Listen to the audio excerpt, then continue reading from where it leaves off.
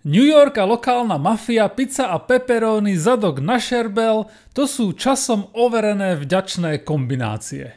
A ja mám rád komorné krimi s prímesou gangsterky. Obzvlášť, keď to je inteligentne napísané a bravúrne zahrané. Tak o čom vlastne je Black Rabbit? Ešte predtým, než som si túto Netflixovú novinku pustil, tak som narazil na internetoch na komentár, že sa tu práve snažia napodobniť dokonalého medveďa z Disneyho.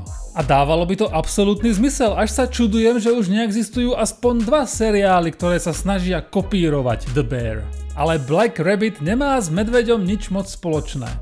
Dá sa polemizovať, že sa snaží o rovnakú energetickú réžiu a ostré dialógy, ale zajac je úplne iný žáner. Síce sa nachádzame uprostred reštauračného prostredia, tak táto lokácia je len Petriho miska, v ktorej sa práve kultivujú iné a zaujímavé príbehy. Rodinné vzťahy sa tu preplietajú s lokálnou gangsterkou, romantikou a gastropriemyslom. A ja mám slabosť pre komorné lokálne krimi so štipkou mafie. U nás sa kedysi hovorilo, že každý podnik má svojho výpalníka. No a v New Yorku asi platí, že každá reštaurácia má svoje pletky s mafiou.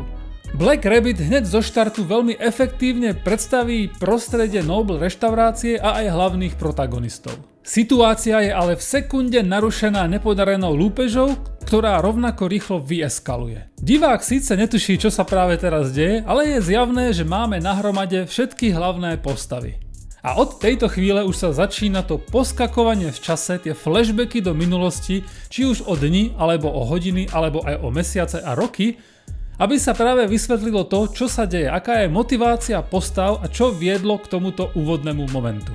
Tento spôsob rozprávania nie je nič nové, už sme to párkrát videli. A úprimne funguje oveľa lepšie vo filme, než v seriáli.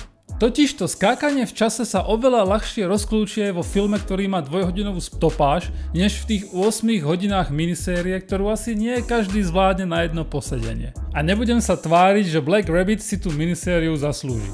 Ako film by podľa mňa fungoval rovnako dobre, možno aj lepšie. Síce by sme nedostali to vysvetlenie každej jednej vedľajšej postavy, ale je otázka, či by to filmu ublížilo alebo nie. Podľa mňa nie. Predsa len ten romantický trojuholník Vesa a spol nie je nejak extra zaujímavý, no a to hašterenie v rámci mafiánskej rodiny vyznie trochu redundantne, keď už úvodné duo bratské predvádza dysfunkčnú rodinu par excellence. Je zjavné, že všetky tieto odbočky a vedľajšie postavy vznikli hlavne kvôli tomu, aby naplnili 8-hodinových epizód. Seriály obecne vyžadujú enormnú časovú investíciu od diváka, preto ja osobne mám rád minisérie, pretože túto investíciu redukujú.